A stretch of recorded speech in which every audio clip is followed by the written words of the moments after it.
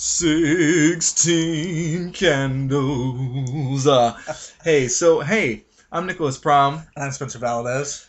You're listening to Comic Reflections, episode 16. All right. So, we've got it down to a pseudoscience now. Yeah, it's great. Like alchemy. Yeah. What, right? Does that Right. count? Yeah, sure. It's like a wizard science, so... Yeah. I have a mortar and pestle over there. Are you gonna... Oh, good. We can transmute that orange into gold later. This is Spencer Valdez. Yes, and you were Nicholas Prom. I announced myself. I introduced myself already. I didn't catch you. Oh, I did. You did? Yeah, I did. I guess I just wasn't paying attention. So, what do we have going? What's our webcomic of the week, Spencer? Webcomic of the week this week is xkcd.com. Its title is A Webcomic of Romance, Sarcasm, Math, and Language. I'm really curious about the sarcasm. Yeah, it's a word I made up. Yeah. It's paradigm shift in verbiage. Yeah. No, it's terrible. It's great. I love this comic. It's hilarious, and it makes you think about the comic, and that's what I like about it so much, is that you're thinking about it. Can you give us a fine example of this humor, the humorous style? Today's was the when things will be forgotten. So I read that too. It had this table of like 2035. You'll forget about the song, forgot about Dre. Exactly. I was like, oh man. Right. I'm way ahead of the game. Until just now, I had forgotten about that song already. Right. But it's pretty funny. I thought that was cool. Yeah. So it's mostly kind of one panel kind of things like that. Yeah, yeah. Or like, I haven't read it. Okay, so it's... Or is it like stick figure? Like, I thought I saw like multi-panel thing. There are multi-panel, and usually they're just stick figures, and it's not about the art, it's about what's being said. It's about the story being told in the panels. And it is, a lot of times it's very funny. It's big nerd comics for language and math and all those different things. It's really funny. Yeah. Something they also have on the website is the what if portion. And so they have their funny, but they also have the what if the half was actually half full. And so they do it from different perspectives. Oh, rather, what is half full, not half empty? That's about perspective. Right. But if you were saying, what if it was like finite? No, it is half full. Right. It could be half empty. Right. So it's funny and half mathematical. empty is saying that's like half of zero if you think about it. Yeah. Like it doesn't work in mathematical terms. I can't believe I'm even thinking about that. Right. So it gives you things to think about that you haven't really thought about before or don't plan on thinking about. So wow. It's a lot of fun for me. I enjoyed it a lot. Again, check it out. It's www.xkcd.com. Do people really say the www too much anymore? I say kind of a given. There are URLs that don't have it, but regardless, you can. I don't know. I just said it because that's how. Because nobody says http:// Right. Nobody does that. Right. I'm waiting to meet that guy. Right.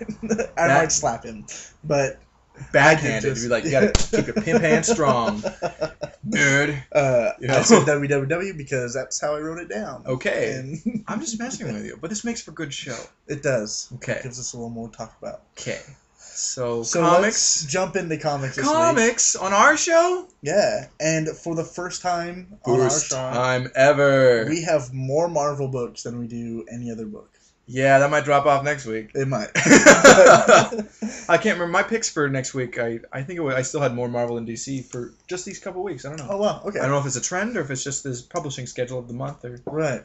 Is it that time of the month again for me to buy more Marvel books? Right. Oh, yeah, it's my Marvel period. I get. Oh, so bad, so bad. I get Green Lantern next week, so I'm excited. I know Green Lantern and Green Lantern Corps. Yes. I didn't realize they came out the same Wednesday. You'd think that because there's 4 Lantern books. Yeah. You would think, they would schedule like, you get a Lantern book every week. So you get that taste every week, but nope, you get it one day and that's it. It's just like, here's a big splatter of Lantern books. Is New Guardians and the Red Lanterns book, are those out on Wednesday too? I'll have to check on those, but I feel like they might be. Maybe they have 2, but 2 weeks apart. Okay. You get double the Lantern twice a month. Maybe. We'll have to check that out and we'll let you know. That's cool. So let's jump into Marvel. We can just look on Previews World. That's true. Previews World was great. Previewsworld.com. If you want to know what books are coming out, I do all my picks, almost all of my weekly picks 2 weeks in advance by Right. looking at the schedule on previewsworld.com. I think Previous World is wonderful. It is excellent.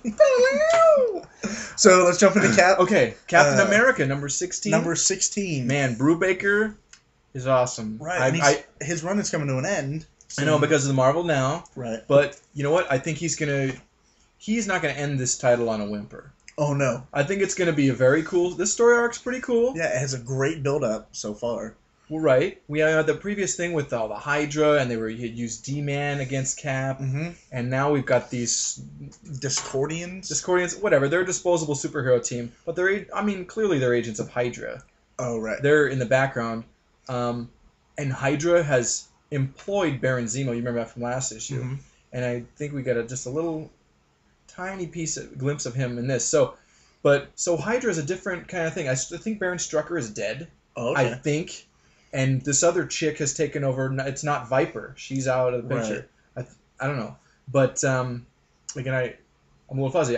We only started picking up Cap again pretty recently. Right, so we need more background. But so far in this arc, it's been great. So there's some new reader mysteries, but they're cool. It makes you want to know more. Exactly. As opposed to other ones that we'll talk about later that leave you totally lost and kind of like the interest wanes. Yes. So this is a great book. Yeah. Cap's dynamic.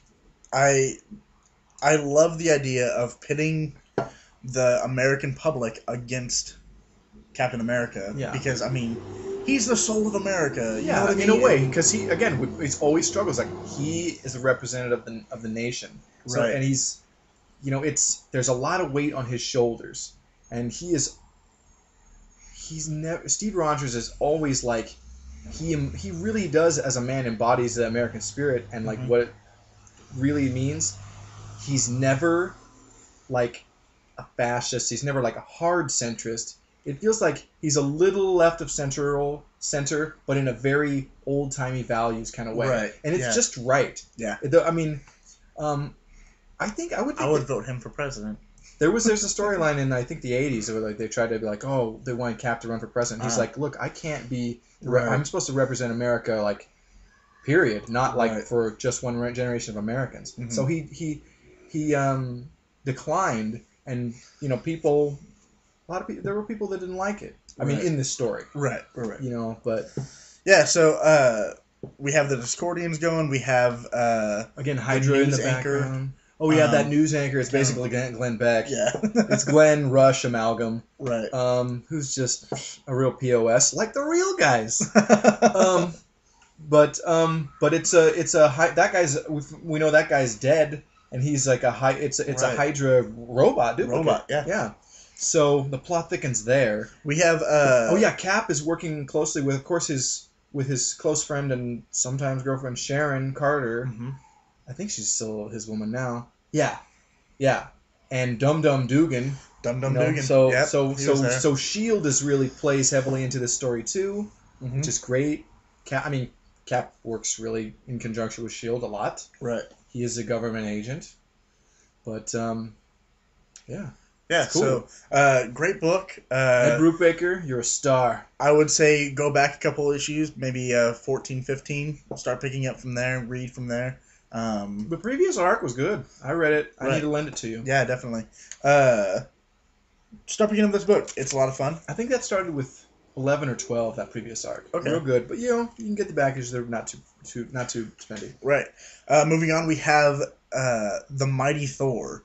And this is a crossover with the other Thor book, Journey into Mystery. That's right. As I understand, is more delving into Asgard, and this is more centers around Thor. Right. And so we're starting to kind of twirl into the same story here. Yeah, and I picked this up because I saw that this crossover was happening. I was like, I want to be reading Thor. Matt Fraction's writing it, and Alan Davis is doing art, so that's a 1-2 punch of like great writing and really excellent art. Remember Alan Davis? He was the artist for JLA The Nail. Oh, okay. Oh, yeah, that's great. Yeah, that's really excellent. Yeah. I recently read Another Nail, just as a little segue. Excellent. Cool. I had read the first issue, but then I got to read the whole thing now. Awesome. That was very cool. Fraction doing the Hawkeye. Yeah, he's writing Hawkeye. Series. That was great. I feel like he's writing another book we're going to talk about later today, yes, too. Yes, he is, and we'll get to it. We'll get to it. Right. But Thor, it's exciting. We have a younger Loki. Yeah, I guess he's been kind of returned to youth, or he was killed and reborn, or something like Right, that. And this is not like Loki the Menace. He's kind of helpful to his brother. Yeah. The evil aspect is like he has like this familiar or something that's like a magpie or a mockingbird or something. And was that what it was? It was a magpie. Yeah. Was it a magpie? Yeah. And that's kind of like suggesting him, telling him to do evil things. So it's almost like he split like an amoeba. Like what was evil and bad about him is kind of just like tempting him now. Yeah. So that's cool. But he's mostly like he loves his brother and they love the Allfather Odin, and it's interesting. Right. There's a lot of characters. Something has changed in Asgard. Like Odin's not in the picture. Odin's dead. I'm pretty sure Odin's dead. Yeah, and I'm like, well, okay, I haven't read a Thor book in a long time, so this is new to me. But I think as this story arc, this crossover between the two titles goes on, and I think it'll go on and coincide with the relaunch with Marvel now. The ending, and then they'll come up. Yeah. I'm interested. I'm ready to dig into this book. Right. So this is the prologue. Right, and then it's going to be 8 parts, and then an epilogue, probably. Yeah. So it's going to be the crossover, and I'm looking forward to this crossover. Yeah, and it's cool because the two Thor titles they're 2 weeks apart, so we don't have to wait a month. We wait 2 weeks. That's pretty nice. Yeah, definitely. I want to say I remember reading the old Thor books years ago. They used to be a 2-story book that would have the lead story would be Thor, and then there was always a backup, or it got to a point, I don't know, the classic years, there was a backup story, the Tales of Asgard. And that would be delving into maybe Thor's youth or just talking about the other characters in Asgard. And that was a neat feature. And so it's funny, this is, in a way, I think Journey into Mystery, the other title, is kind of like, it is basically Tales of Asgard, the book. Awesome. It's on the ongoing. Awesome. As I understand, I haven't picked it up. We kind of thumbed through a couple of the back issues the other day at the shop, and it looked cool. So I think it might be something I might start picking up. Cool. I think that's a good idea. Yeah. That'll definitely, I think, maybe inform this as we're going and kind of fill in some of the gaps. Oh, absolutely. Yeah. Awesome. So let's move on to Deadpool Kills the Marvel Universe #2. Yeah. So I mean, this is cool. It's a 4-issue limited series, and it's coming out every week. So that's nice. Like, I would love for that to be how most limited series work. Yeah. It's almost like they're taking another cue from DC, like how they've got the Watchmen books. I mean, it's not like one series is coming out for every week, but they have one of those books in those limited series every week, and I like that. That's how limited series should be.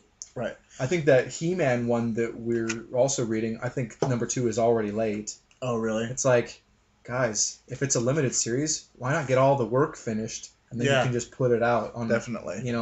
I'm actually bummed that we haven't been able to read that because that was a good story starting. Well, yeah, I was interested. I mean, it's strange. The He-Man stories or the He-Man comics that came out a few years ago that actually was an Image book.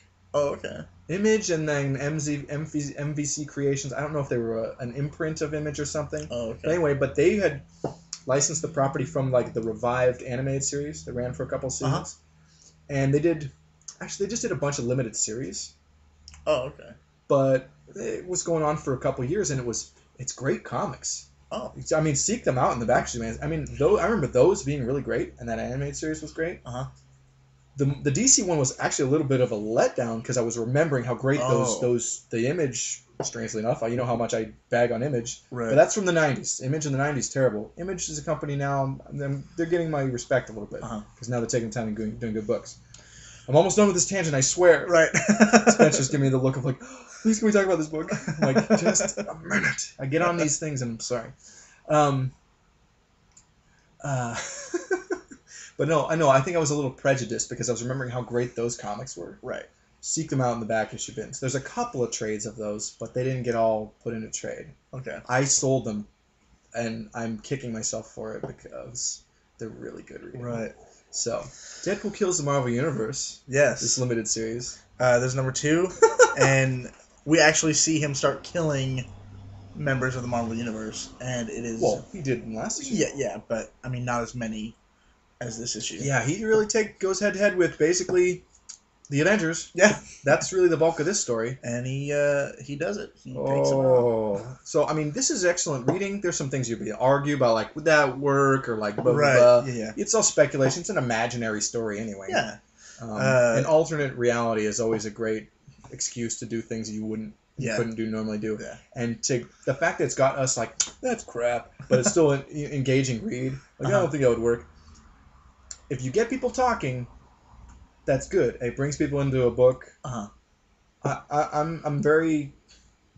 happy with everything. Right. But I'm engaged, and I'm interested in reading this whole limited series. I really liked in this that he used a gun. And my thing with comics is always, why don't you just shoot him? Like the hero, why don't you just shoot him with Batman and different characters, like the non-superhero. Oh, the non-superpowered heroes. Okay. Why don't you just shoot him? Not everyone can be the Punisher, and not everyone should be. Right. But yeah. I wonder if the Punisher's going to be in this. That'll be interesting. Awesome. Yeah. So, great story. You see a lot of your favorite heroes die, and that's always interesting. Well, yeah. I mean, this is kind of like Marvel Zombies, but good. Yeah. No, I mean, the Marvel Zombies, after it got into it, I don't know how many sequels they did. First couple were kind of cool. But they just got progressively not as good and more ridiculous. Right. So I'm enjoying this. I'm going to continue to pick up the next 2 books. Yeah, it's 2 weeks. Yeah. Wow, what a commitment. Right. What I like about it is that it's every week, and so far they've been good enough to pick up every week. Well, right. And it's it's not a $3.99 book. It's $2.99. Right. That's nice. Yeah. Thank you, Marvel. Yes. Yes. That is where I'll give them the edge over DC some of the time. I mean, Marvel still has a lot of books that are $2.99. Mm-hmm. And I think there are some that DC's got, but not as many, it seems. Right. I feel like we're picking up more Marvels that are $2.99. Yeah. So let's go to a book that I did not enjoy at all.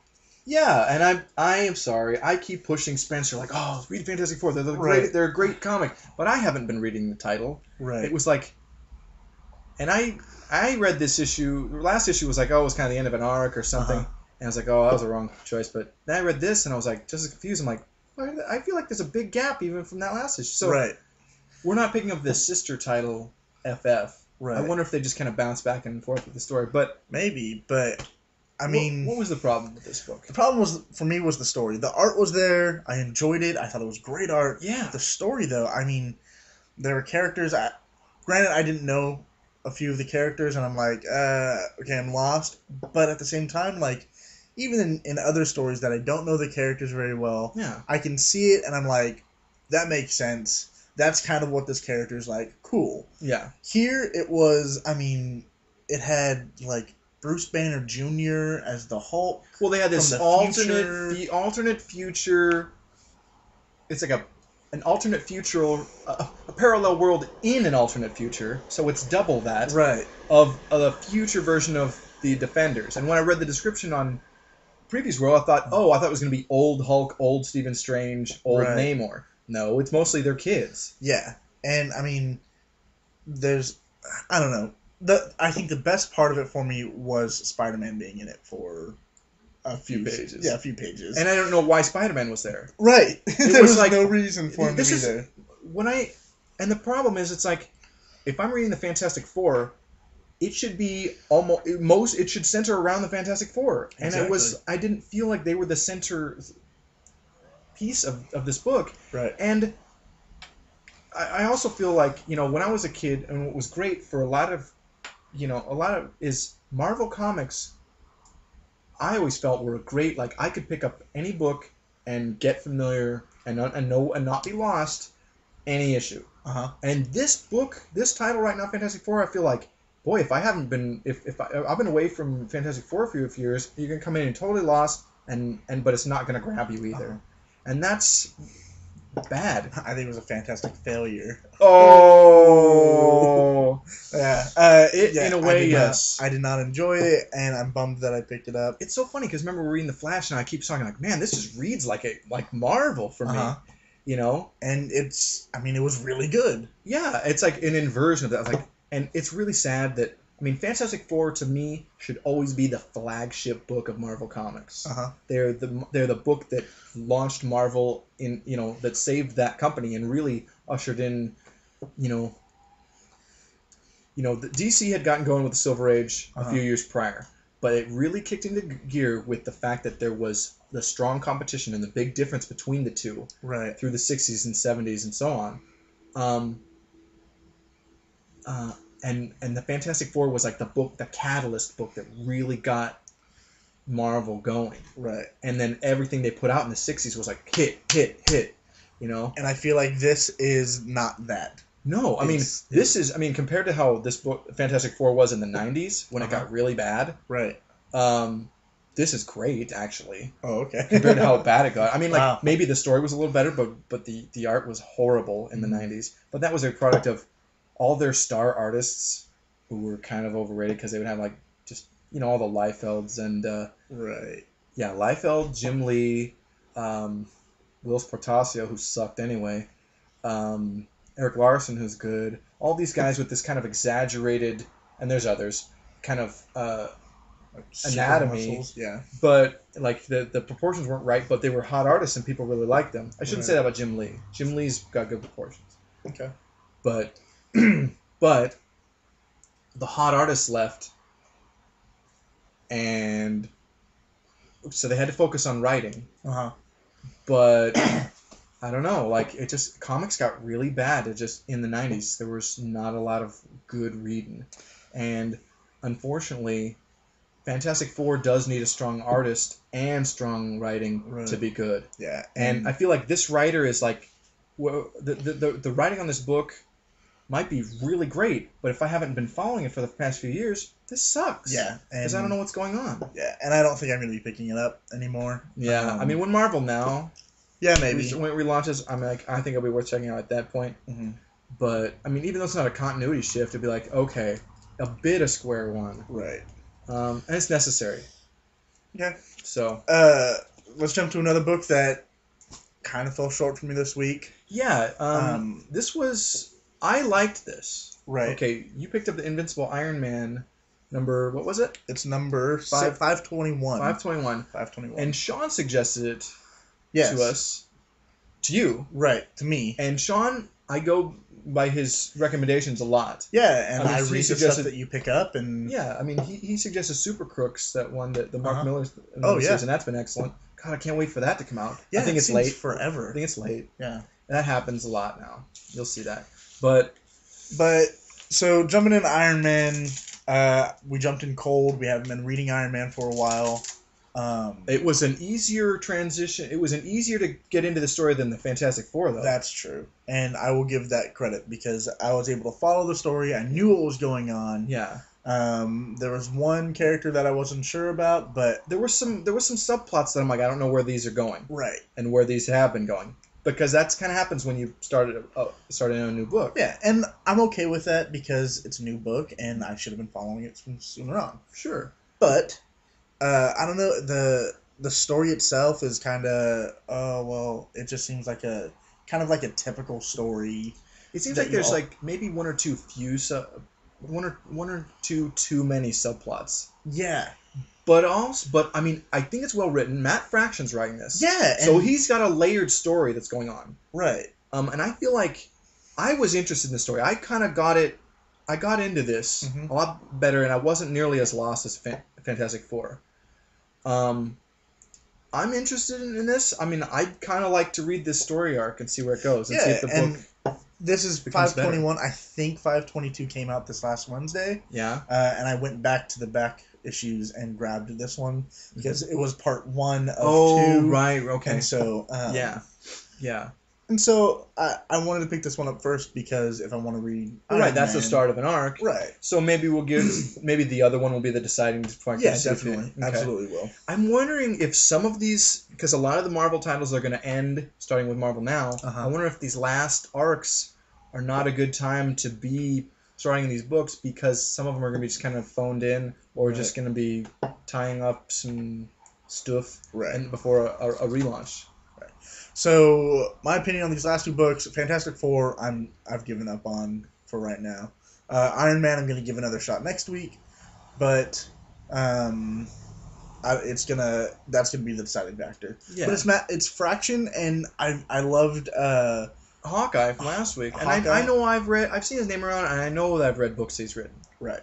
He's one of Marvel's hot guys these days. Him and Brubaker and Bendis, who, I've got. Well, I'm sorry, I speak with such derision about the guy. Right. Like, he does write books that I like, but he also writes books that I really don't. Right. So it's like he's not a solid like, oh, Bendis is writing, I'll pick it up. Yeah. I liked his Daredevil. I like New Avengers. And I want to say that he wrote. I know he wrote Secret Invasion and House of M. I think. I can't remember if he wrote Civil War or not. Oh, okay. But I liked all those. So I like Brian Michael Bendis. I don't want to say I hate him, but I'm leery of him, right? Because there are things that he's written I'm just not into. Right. So he's not even Alan Moore. I'm not everything, but who was I couldn't shut up on last week. Grant Morrison. He's not a Grant Morrison. Yeah. I'll read anything Grant Morrison writes. I'm like, yeah. Right. Even though Super Action Comics, I'm reading it. It's cool. It's not wowing me, but I'm kind of getting the feel for this book. I'm not dropping it yet. So we are talking about DC. We're moving to DC now. Yeah, the DCU. We'll start with Earth 2. This came out last week. Right, but there weren't enough copies. Anywhere. Now, the Diamond distribution had a problem. They just didn't get the book in on time or something, or didn't get quantities right. Blame Diamond. This is what happens when you have a monopoly. You don't have efficiency. Competition's important. Yes. And this is me, the capitalist. But no. I mean, you have to have a competitor. Yeah. I would love for somebody to compete with Diamond because maybe they could just do it better. But they really have a monopoly on comic distribution. Bummer. It's because they're not in supermarkets and things anymore. Oh. If they were still a newsstand commodity, we would have some healthy competition. Right. So let's jump into Earth 2. Number 4. And digging it. Yeah, we have Solomon Grundy, we have Green Lantern, we have the Flash, we have Hawkgirl, and we now have the Atom. Now we have the Atom, yeah. Yeah. And it's weird. This is all I was worried about Grundy because he looks like he's wearing this weird fetish outlook. He looks like one of the Cenobites from the Hellraiser movies. But Grundy's seeming cool. I mean, this is whatever. This is a different Solomon Grundy. I will always still have old Solomon Grundy stories I can read. Right. This is a different take, New 52, whatever. Okay, fine. It's cool. This is one of the books I look forward to the most. Every month. I'm like, when's Earth 2 coming? Can't wait. I love how they're basically introducing a version of the Justice Society for the New 52. This is great. Yeah. Now, if only the New 52 will come out with the Doom Patrol and give us a Thunder Agents ongoing. Yeah. Please. But anyway, that's what I want from DC Comics most. Right. But this book, I like it. Yeah, definitely. We have the Flash and Hawkgirl hanging out. Not hanging out. Well, they've come together, and we're seeing this coalesce, and now they have collided with Lantern, or with Green Lantern and Grundy. Lantern's still kind of feeling out his powers. Yeah. It's his first mission. He's got to fight this Earth Elemental. He has super strength given by the ring. His power set has kind of changed. He's got super strength, and he's kind of figured that he's got some energy blast, but he hasn't the constructs. Yeah, he hasn't got that yet. But he knows about them, and he's trying. But because we're seeing the Flash is now starting to get a hang of more of his powers. Yeah, because they're real quote unquote green in the use of their powers, and I love that we're seeing that. You see people get superpowers, and they have to learn to control them. That's important. Yes. It shouldn't be like, oh, cool, I can do this all, and whatever. It's nothing. Yeah. One thing I want to mention: Green Lantern's outfit in this way better, I think, than the weird. The Golden Age, Alan Scott's Golden Age costume, and a lot of Golden Age heroes. Yeah, they're not practical for fighting. You see a lot of guys with big puffy sleeves and loose flowing costumes in the Golden Age, and it's like you're gonna get caught on stuff. Yeah. That's why the Golden Age heroes, there's a plethora of capes. Right. When Silver Age, if you saw a character introduced with a cape, they're all if you have a cape, you should be invulnerable. Yes. You know what I mean? Yeah. Because remember Watchmen, poor dollar bill. The guy's cape stuck in a revolving door. Yeah. And this is cheesy a little bit, but in Invincibles, guy got sucked into a airplane jet. Oh, The Incredibles. The Incredibles, the movie. I was like, Invincibles, that's a different book. That's a comic book, I think. I meant The Incredibles. Yeah. Oh, yeah. They're like, So no capes. capes. No capes. Except for Batman. Batman can be the only non-powered cape ever. Yeah. But yeah. Dove kind of have those weird capes that like looks like they halfway float in the air. Oh, yeah. You know what I mean? Yeah, yeah. It looks cool, but I'm like, what? But since their costumes disappear when they like... Oh. You ever read much Hawk and Dove stories? Not much. I mean, I remember Dove dying and then... Oh, in Crisis. Yeah. Sorry, I read a little more. They had a lot of team-ups with the original Teen Titans. Oh, okay. I think they were actually kind of sometimes members. Oh, okay. And so, but yeah, you would see like Hank, Paul, Hawk, and I can't remember Gay Wimp, whoever was Dove. They would just kind of like their costume would kind of fade off because they would say Hawk and Dove and become them. Right. They're kind of like a weak Captain Marvels, like they didn't really get powers. Right. I don't know. Yeah. But Earth 2, great. So tangent. Let's jump back to Earth 2. Yeah. I'm liking it. I'm digging it a lot. Yeah. Solomon Grundy is great in this. Yeah. And I feel like maybe this issue might be, in the next few issues, I'm really excited because I feel like there's going to be a Justice Society, a team, and then we'll really get that kind of dynamic going. Because this is still like, it's issue 4 and we're introducing people still. Yeah. And I feel like this might be this way for a few more issues. I wonder if we're gonna get the Spectre. That'd be cool. An Earth 2 version of the Spectre? Oh yeah. Or would the Spectre be the Spectre in all universes? I feel like. Yeah, because that's something to think about. Yeah. But I mean, are we gonna get? I'm just curious what other Justice Society people we're gonna see in this. I'm thinking like Johnny Thunder, with his genie. Say you. I don't know how they're gonna like make that. Right. I don't know if they'll do that, but Anyway, let's jump from Earth 2 to. Let's say a different word other than jump. Okay. Let's talk about Batman number 12. Just came out. So this is kind of a one-off. This is a standalone story. Guest art by Becky Cloonan.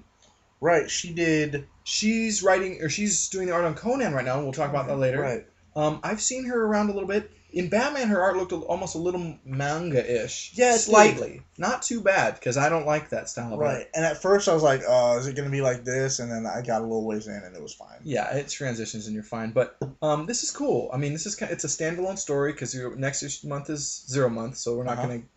We just wrapped up Court of Owls, so it's got to come here. Then I want to start a new arc in the middle of that. So. And that's a good time to have a guest artist. And I think, is it Scott Snyder still doing the writer? Yeah. Great job. Oh, that's a great issue. You want to talk about that story a little bit? Yeah. It's these two, they seem like teenagers. Yeah, I think living they on are. their own. Yeah. And they're dealing with... bullies, basically. Yeah, I mean, the girl and her brother, they're kind of fighting like homophobia in the neighborhood, and Batman comes to the rescue, and they have this beautiful family relationship. She's trying to, there's something like, he's pushing her to like try and connect with the Wayne family, like trying to get to maybe like court one of his wards. Yeah. And probably to improve their situation. Yeah, she gets an invite to a like a charity ball or something like that, and she has an interaction with Alfred, and that was really cool. Yeah, and I've talked about it before. I love Alfred. I think he's the greatest character. Anyway, her and her brother's about to get gay bashed later in the story. Yeah, and Batman swoops in and saves them, and then that kind of facilitates the rest of the story. She kind of starts following Batman, and we won't give it away, but this is really good. Trying to help him out and being, And and Batman is like, he doesn't like people. This is a good read. Yeah, definitely. It's a little different than where the book has been lately, but coming off of that big storyline with the Court of Owls, this is kind of a breather, and it's good read. Don't skip this one. No. This is cool. Yeah. It's kind of nice to read a story where Batman is dressing for another story.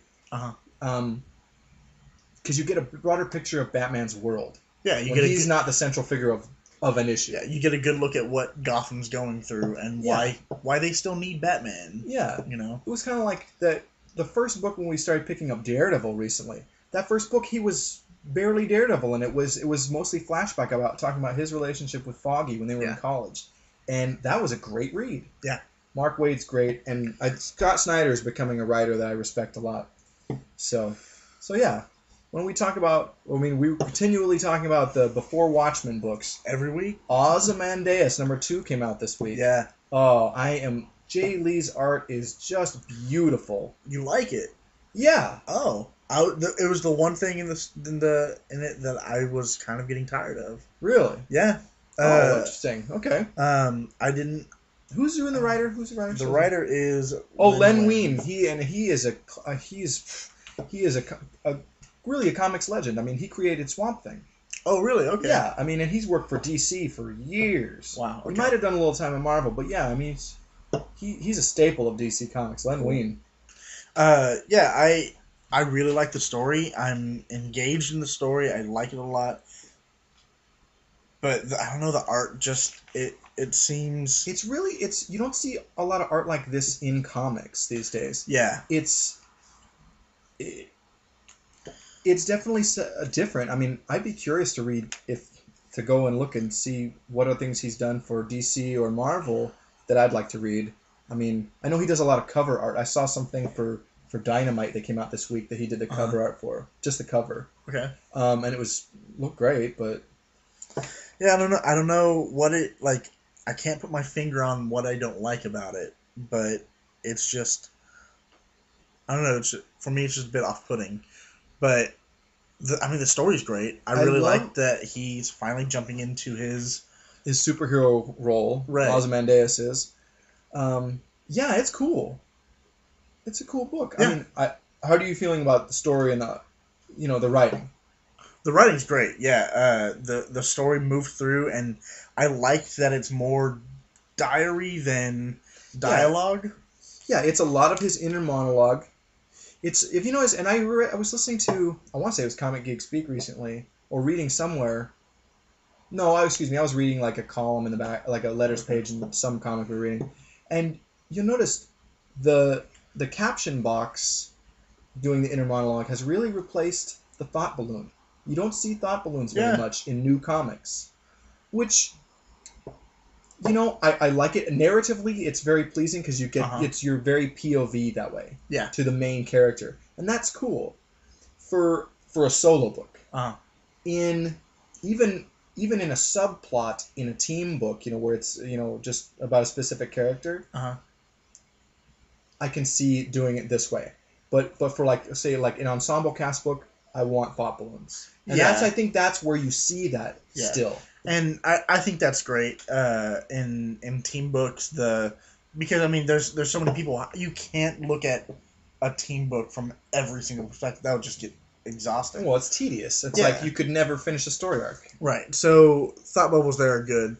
Here, I think it works out great because it's his autobiography that he's writing. Yeah, it's Ozymandias telling us about Ozymandias. Yeah, and I like that. Yeah. And he's one plot point that's going on. He's starting his crime. He's avenging. I think it was Miranda. Yeah. Yeah. The girlfriend that was killed by OD. He's blaming other people. He is blaming other people. He's not. He hasn't accepted that he's neglecting her. Kind of pushed her into that. Right. She made that decision. Yeah, and she made that decision. He should be blamed. Really the blame rests on Miranda and Ozymandias himself, not. I should say Veidt, because he's Adrian Veidt. That's his superhero character name. But Adrian Veidt. So he's kind of in denial of that. Like, sure, the drug scene facilitated that. It did, but those were symptoms of the problem. Right. So it's ego. Right. And I think with an individual that's as brilliant as that, as Veidt, that's his flaw. The ego gets away of personal accountability because he can do anything. So basically anything he puts his mind to, he's the smartest man in the world. And I mean, if he can put anything to his mind to, then he cannot be to blame for anything either. Right. You know what I mean? And I mean, you see that I can see that completely justification mapped out Yeah. in Watchmen with his Oh yeah. His evil plan to save the world. yeah. So Wasn't that like some Five Iron Frenzy? it is a song? 5 Iron Frenzy song. And I don't even listen to them. I was like, is that who it is? I love 5 Iron Frenzy. I with my whole couldn't heart. tell any of the songs. Okay, so that is them that does that. I may have heard that. But anyway, Bravo, sir. you know, I know about stuff I don't even know. But I like this book. It's funny. I like Jay Lee's art. I love I mean, it might be more the inker, whoever's inking it, but the shading going to this. No, I think it just says Jay Lee artist, and I'm not seeing an inker listed. So that to me would indicate that he's inking his own pencils, Right, yeah. which that's a good sign. So we're seeing him at his best. It's the shading almost reminds me of like Richard Corbin's work. I mean, pencils are totally different, but he adds like he has almost a 3-dimensional quality to this. The use of shadow in this is really excellent. I think Corbin and like Wally Wood are guys that really employ the elements a lot. At least Corbin's still working, which, like rest in peace, Wally Wood. But we did get the announcement that next week is Rorschach. Rorschach number one's coming out. I'm very excited about that. Yeah, I am too. I realized that, Brian Azzarello's writing it. And you know how I'm kind of like, I'm iffy about him. Right. Some things I like by him and some things I'm like, definitely don't. It's justified because, I mean, Comedian is a bad book. I wouldn't say that's a bad book, but it's just like, it's not a great book. It's if there's a stinker or a weak book in the Before Watchmen series, that's it. Yeah. And I think it's not so much that book sucks, but it's just not great like the other ones. Yeah. But I don't know. I see why when he clearly DC approached Azzarello to write a couple of these books, and I could see why they would say, "Oh, let's have him write Comedian and Rorschach."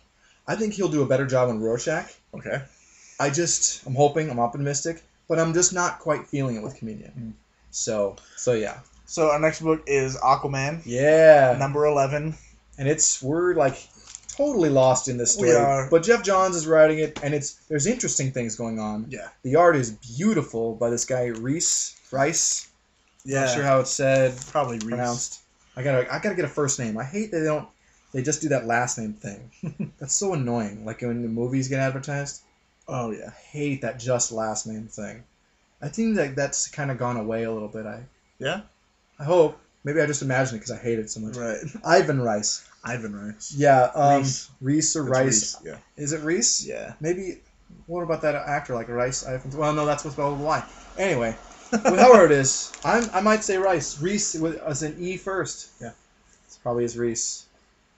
I can't believe we're just really splitting hairs about that. Yeah. Okay. Anyway, but Aquaman, it's a good book. I'm excited that you're picking it up. I'm gonna keep picking it up. I've given him such a hard time in the past because I thought he was just super cheesy, and the people heap a lot of crap on Aquaman. They do. There's been so much parody of him, but really, he's an interesting character. Yeah.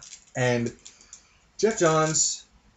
What a star! If you can make Aquaman cool, you're awesome. And I was listening to somebody talking about like some current books, and like they're talking about him, and it's like, yeah, Jeff Johns is writing 3 books right now. He's writing Green Lantern, because somebody else is writing Green Lantern Corps. Yeah, that guy's doing a great job though. Oh yeah, absolutely. I'm blanking on his name right now, but and he's writing Aquaman, and he's writing Justice League. Justice League, we've both been like, God, we might drop this book.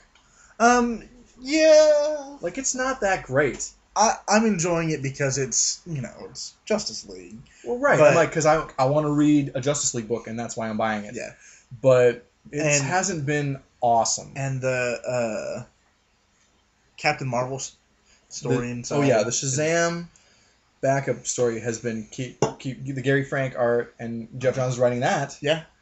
So, I mean, like, that's been cool. Yeah. I feel like, I wonder if, because the 0-month issue is going to focus, I think, on Captain Marvel. That's what the house ads look like it's going to be. I wonder if then October we'll see a Shazam #1, and he'll get an ongoing.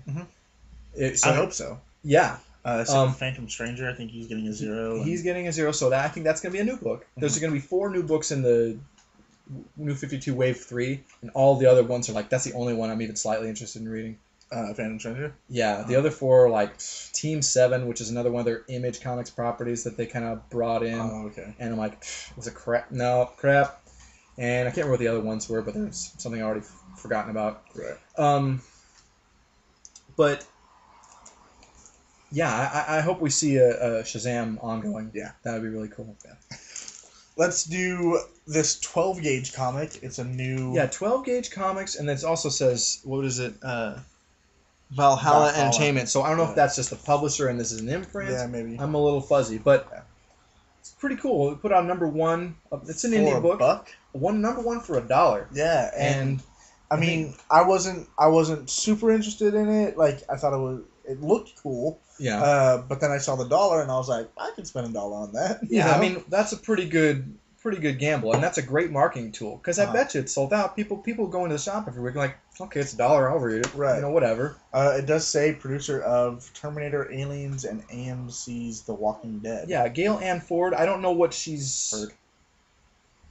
Gail Ann Hurd. Girl, I'm reading upside down because you're holding the book.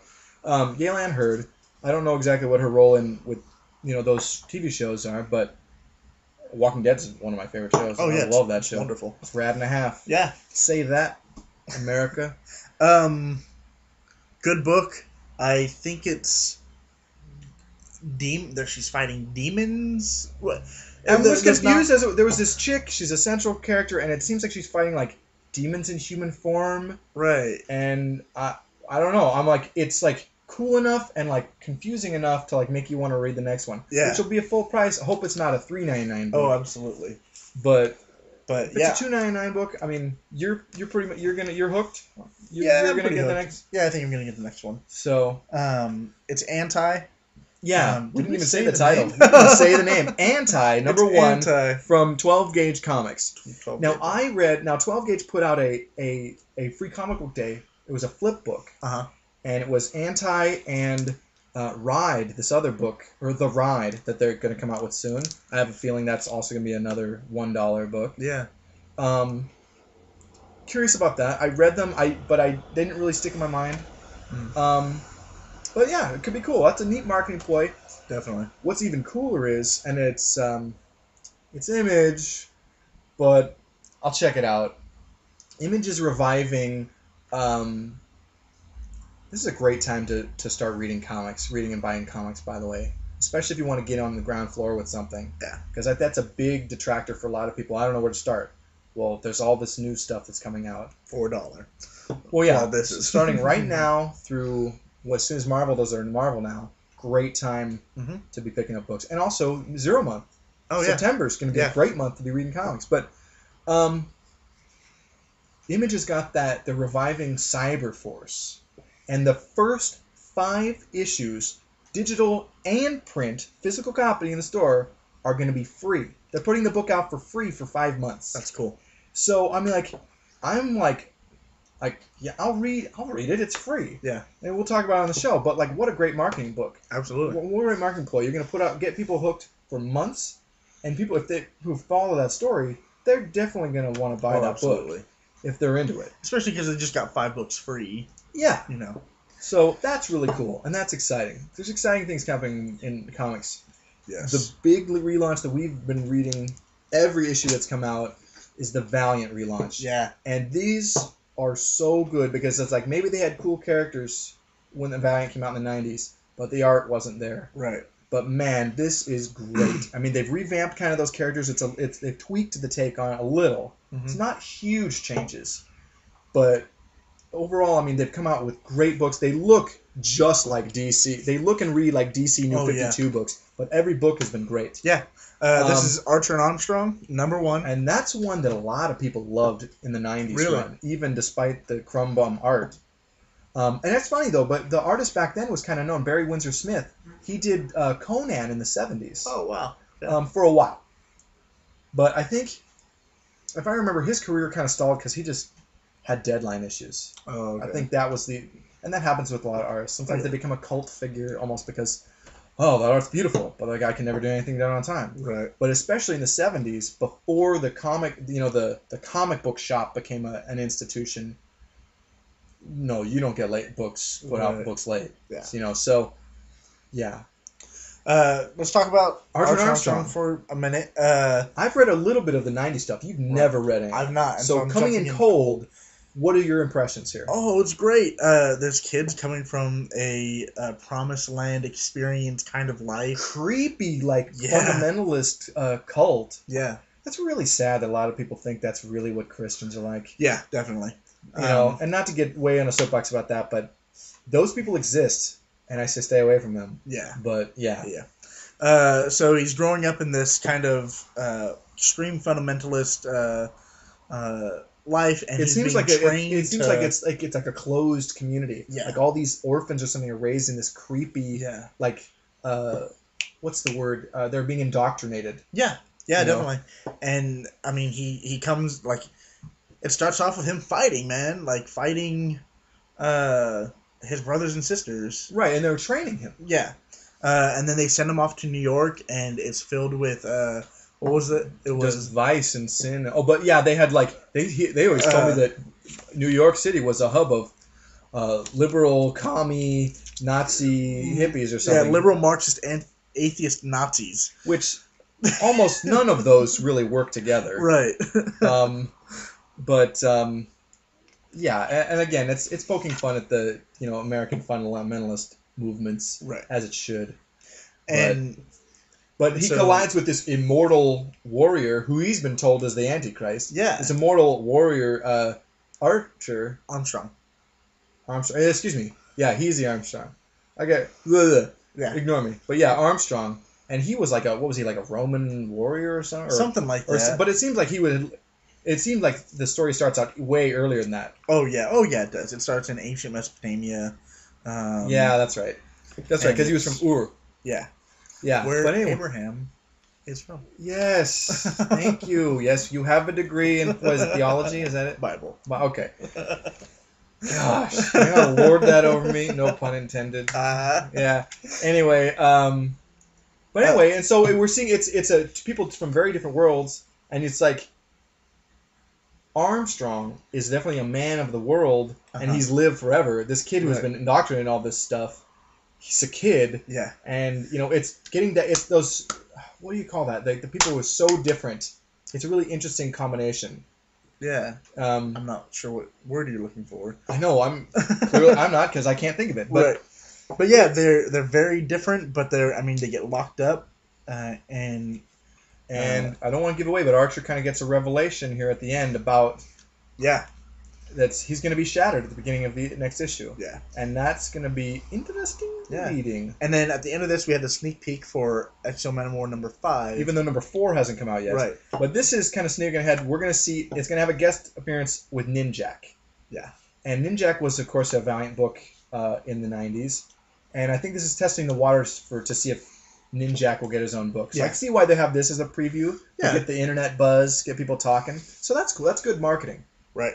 And so finally we are reading Conan the Barbarian from Dark Horse Comics, 7. number 7. And see, I erroneously thought that this was a limited series. Oh, okay. I actually read the first 3 issues, and then I kind of lost track of the book until last month, and I was like, okay, so last issue of an arc. I'll pass. Right. But so I pick it up now, and Becky Cloonan is now the artist on the book. Mm-hmm. She illustrated, she guessed on this month's Batman. Yep. And it's Conan and his woman, Belit, the pirate, they've returned to Conan's homeland. Yeah. And he's got to hunt down an imposter who's defamed him, I guess, or something. Yeah. And we're seeing a different Conan. I've read a bunch of the Dark Horse's Conan books. Uh-huh. This is Conan more reserved, because a lot of those he's just killing guys like crazy. Yeah. I will say, man, just read anything the Dark Horse has done with Conan. Uh-huh. Man, I'm gonna tell you, cruise the back issue bins if you're just looking. I don't know what I want to read, but I want some new comics. Just read the Dark Horse Conan books. They're just awesome. I had a big pile of them, and I sold them recently, and I'm kicking myself. Mm-hmm. They sold because Right. People want those books. They're really, really good. The art and writing has just been stupendous. Awesome. They even had Roy Thomas, who wrote the classic Conan stuff in the 70s, came back and was writing Conan for Dark Horse. I wish he was writing this now, but that was really good stuff. I thought this was a great story. This is really great. I mean, a weird dynamic between him and Belit. Yeah. And her reaction to being up north in the... Yeah, she's a fish out of water because she was a strong, independent woman, and now she's just some girl and a foreigner at that. Yeah. So it's the way it's weird because it seems like she's kind of tamed the wildness in Conan. So this is really interesting. It's a weird place kind of for you to come in with the character, but it's definitely good reading. I guess I was saying, like, boy, if you like this, you'll even... I mean, not that this is bad because it's great, but man, the other Conan stuff that Dark Horse has put out is amazing. Cool. So... Yeah, that was our last comic this week. Yeah. So I feel like there was something else. Oh, a little piece of business. But I guess not. Business. I don't know about business, but... I don't know. Not like business in the business world, but about our show. Right. But I don't know. Shoot us an email at comic.reflections@gmail.com. That is correct. Go on Facebook and just search Comic Reflections. Like our page. Like us. We update all kinds of fun stuff on there, and of course video links to our YouTube videos and whatnot. Yeah. You can even see pictures of us if you want to see us. Well, we don't have pictures of us on the page. Oh, you can find us. Well, you can. I'm Nicholas Prom. And I'm Spencer Valdez. Yes. So, we're there. Spencer Chachi. Yeah. Valdez. Yes, that's correct. Joni loves Chachi. Like Joni does love Chachi. Yeah. Scott Baio. But I got to do something that'll make somebody smile. Hi, Sarah. And then I think we should sign off. Yeah. And call it groovy. Have a good one. All right.